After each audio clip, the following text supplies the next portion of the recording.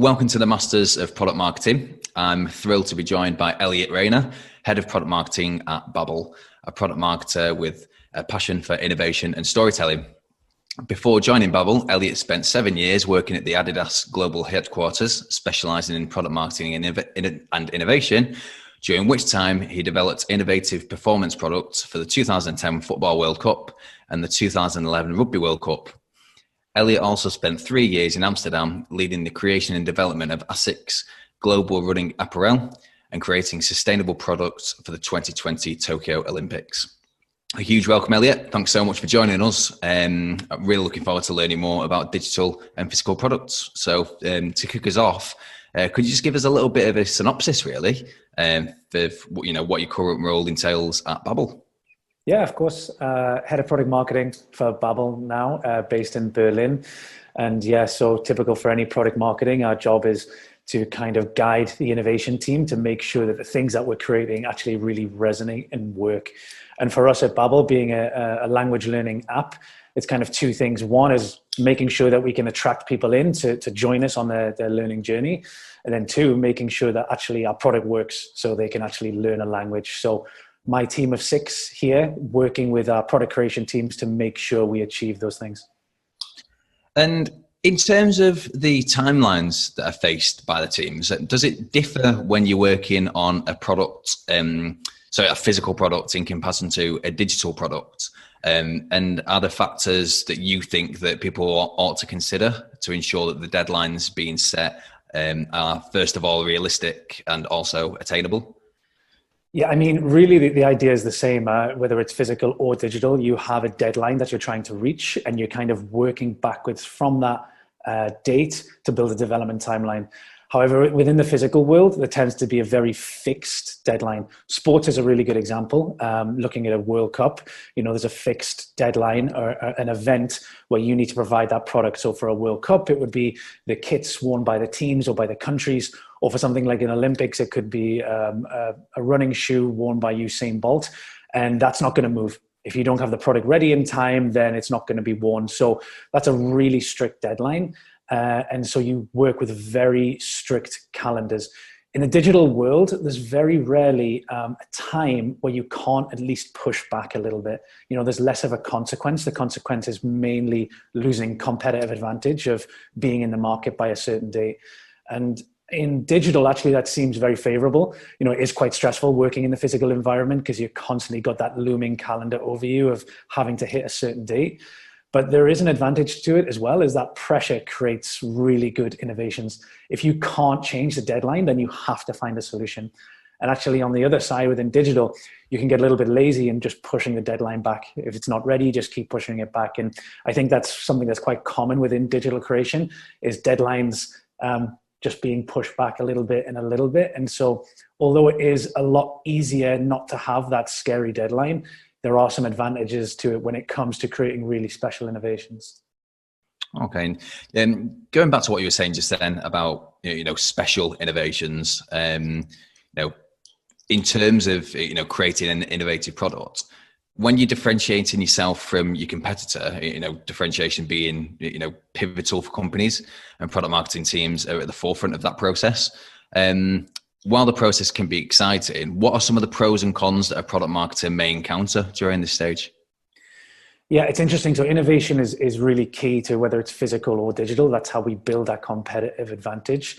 But within innovation, within physical and digital, in physical, you have real clear boundaries. Let's look at sports once again. You're looking at a football jersey or let's say a running shoe.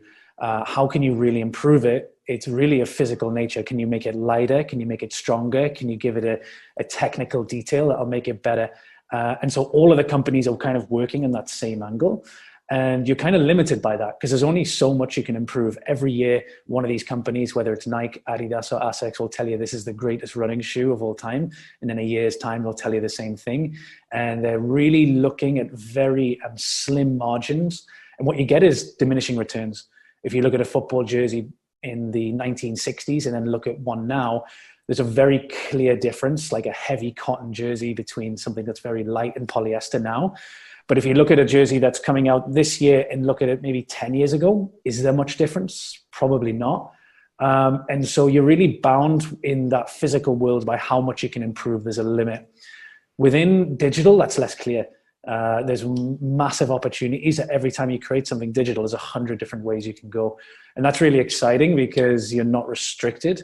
You can diversify in so many ways. And that's why for every digital solution, there's probably 50 more solutions. That's why it's so competitive. For every type of app, there's another 50 types of apps. So that's really exciting, but it can also be a bit limiting.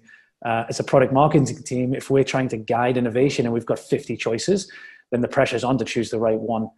So I think you have to work a little bit harder when it comes to product marketing within digital, but then the opportunities are much more rewarding because there's just simply more opportunities to innovate within digital. And if you look at the market, that's what's happening. That's why digital is innovating so much faster than physical over the last 10 years. Okay. And then going, again, just going back to what you were saying about actually the people who are involved in bringing the, physical or digital product to the market, the role of a developer and an engineer, they're both vital in bringing them to the market. Some might say that they're one in the same thing, but how would you personally differentiate between the two? Yeah, I mean, ultimately they're doing the same thing. They're the people that actually make these things happen. So the marketers define what the solution is, and the developers and the engineers actually bring it to life. They're both masters within their field. They both know exactly what to do to make it come to life, but they are extremely different. It's almost like a new world and old world thing. Within fashion, they're almost like tailors.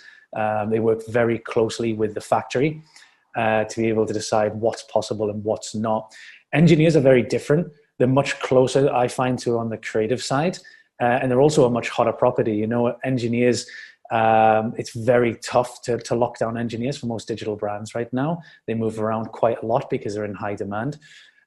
So I think that leads to engineers being much closer to the process. But ultimately, what I found, whether it's innovating in digital or in physical, the sooner you can involve those people in the beginning of the process, the better it will be.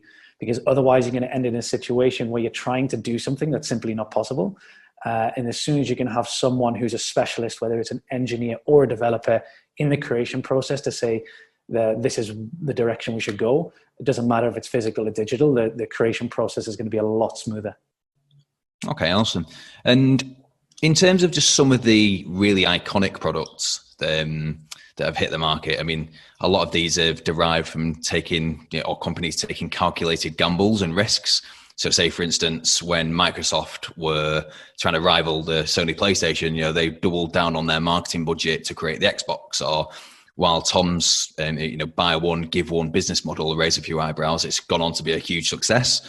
In terms of risk taking, how does this vary between companies offering digital products and physical products? Is there a little bit of leeway one way, for one company offering a digital product or a physical product, or is it very much the same? Yeah, I think ultimately innovation and risk go hand in hand. The more every time you're innovating, you're taking a risk. And I think within digital, it's a lot easier because there seems to be less consequence. If we use the example of an event, once again, if you're creating something for an event and you're taking a huge risk and it fails on the biggest stage, then it's a disaster and everyone's going to see that. So if you imagine a rugby jersey ripping or a football boot exploding. There was a famous case of an NBA player wearing a new shoe for Nike that came apart. Taking a massive risk of making it lighter, making it new, making it different. And then if it fails, there's a massive consequence. Digitally, you don't have that as much because basically anything you upload, you can remove. And we do it all the time. We have an update to an app. We might A/B test it. Doesn't work so good. Take it away. So if you've got that advantage, it should allow you to take more risks. And if you're in a position to take more risks, you're going to create more innovation. So I think in that way, you're a lot stronger within digital. In comparison to physical, you imagine it like in the fashion world, if you're having to recall a product, which every year we see the automotive industry or the fashion industry or in consumer goods, them saying, hey, we have to recall a product. It's a massive PR disaster as well as a logistics disaster. In digital, that threat is a lot less. So yeah, innovate. That's why innovation in digital seems to be so synonymous right now. Okay, cool. And in terms of digital products themselves, I mean, they've obviously changed the dynamic of the way that we live our lives in contemporary society. I mean, all you need to look at is the likes of Netflix replacing the likes of, large stores such as HMV, the ease and simplicity of self-publication via Amazon, rivaling conventional publishing, while digital downloads on games consoles and smart TVs reducing the sales of physical DVDs and video games, for instance. So with this in mind, some might say that physical retail is actually dying, but would you say that it's more of a case of almost like a positive evolution that needs to be embraced as opposed to criticized? And what would be your message to people who are perhaps a little bit more skeptical? Yeah, I can completely understand why people think that, because we're so obsessed with the digital world and we see so much growth. But, it's not possible to have the digital without the physical. Every time you're enjoying something digital, you're enjoying it based on something physical. And I think when you start working in physical creation, it really gives you an appreciation of how much we depend on the physical creation. Every factory trip you do, you start to analyze whether it's your bottle of water or your pen or a book and think it had as a development story. It started somewhere, it got created, it ended up somewhere. And I think we take that for granted. We don't realize how much work in that everything is developed from some place. So I don't think it's something that's disappearing, but I think it's more down to the just incredible growth that we're seeing from the digital side.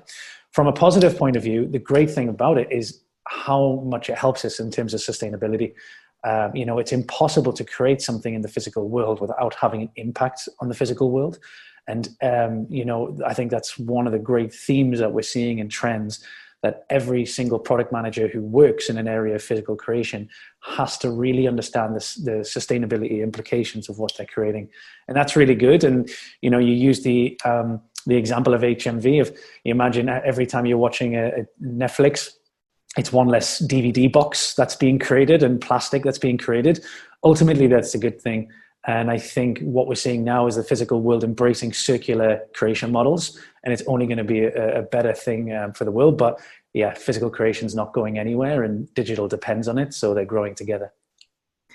Yeah, I mean, the example that always springs to mind for me, and something that's quite relevant to my family. My mum reads a lot. Mm-hmm. And she's always saying, I just like reading a proper book. I like picking up a physical book. I'm not really a big fan of an Amazon Kindle, but ultimately, in using, they are one in the same thing, as you were saying before. Even though there is that digital element to a Kindle, it's still a physical product. So it's almost trying to join the two things together, and in many ways, which kind of lends me on to my next question.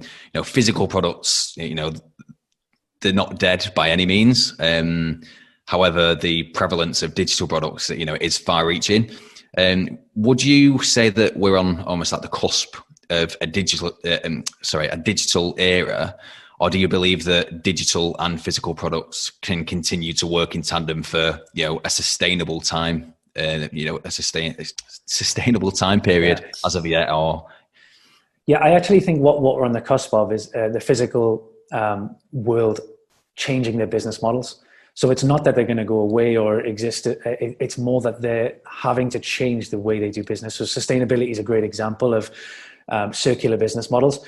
Just because you're selling less doesn't mean that the value of the company goes down, because you can create something that's more meaningful and people will still be willing to pay for it. I'll give you a great example, which is Patagonia. Patagonia with a very ambitious marketing campaign saying there's no reason for you to ever buy more than one of our winter jackets in your lifetime, which sounds crazy of a company that depends on sales saying buy less of our things. And yet after that campaign, Patagonia's business went up 40%. So there's a way to adapt to this idea that people are buying less of a physical product and still be a physical product creator and drive business. You just have to be more creative. So the more you can create a circular business model, the more that you can find a way to add value to your users. It's not the death of physical, but it's a great challenge to come together with digital and to find a new way to bring value to your consumers. Okay, cool.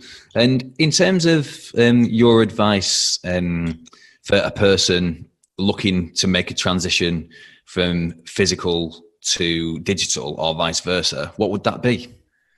Yeah, I think ultimately it's, product marketing is, whether it's digital or physical or any industry, it shouldn't really matter, because the core is understanding people. You have to understand the different stakeholders during the creation process. And that doesn't matter if it's an engineer or it's a developer, because all you have to do is understand them and what makes their job easier and what are the demands and the requirements of their job.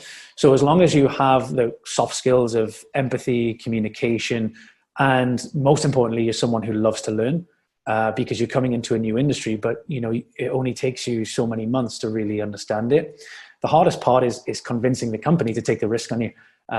Most recruitment, there's nothing easier than, if they want to replace a position, is to get someone who's already done it before. So I think the hardest bit, if you wanted to move into physical to digital or vice versa, or in a new industry, is to find a way to convince that recruiter. And the best way to do that is to prove that you're adaptable, prove that you're willing to learn and you're a fast learner. And if you can do that, once you're in the role, you'll learn everything you need to do, because ultimately it doesn't matter what you're doing. You're depending on those soft skills that make you a good product marketer. Doesn't matter what industry you're in. Okay. And finally, do you have any golden nuggets of information that you could kind of add in addition to that you'd consider to be indispensable for product marketers who are working with either physical products or digital products? I think within the physical world, it's all about authenticity. I talked before about the boundaries. So if you're saying, this is the greatest running shoe we've ever done, and then saying it the next year and the next year and the next year, how many times can someone hear that before they realize it's not authentic? So I think that when you're working within physical, product marketers have to find a way to resonate and to speak to their users to say, look, the innovation is really great, but it's, you're trying to be different to your competitors, and that's really difficult. And you're seeing it right now in the sports industry, in the fashion industry, of a lot of voices sounding the same. So I think authenticity for physical creation is so important. I think within digital, because on the other side of that coin, you have every single thing to innovate, and all these opportunities is focused. There is this difficult thing of having so many things in front of you. You want to innovate everywhere, and you can get a little bit lost. So I think for product marketers in the digital world is not to be distracted by the opportunity. Find out what's most important, connect to the purpose of the brand, find out what makes you different to other brands, and focus on building your innovation strategy around that. And ultimately, if you do that, you're going to end up a product which sits very differently in the market, which is all about what product marketing is. Okay, brilliant. Well, thank you so much for joining us, Elliot, here on the Masters of Product Marketing. It's been an absolute pleasure, having you here with us. It's certainly broadened my horizons in terms of digital and physical products, and I'm sure that the anyone viewing this session will love it really. So thank you so much for your time. Really enjoyed it, Lawrence. Thank you. Thank you. Cheers.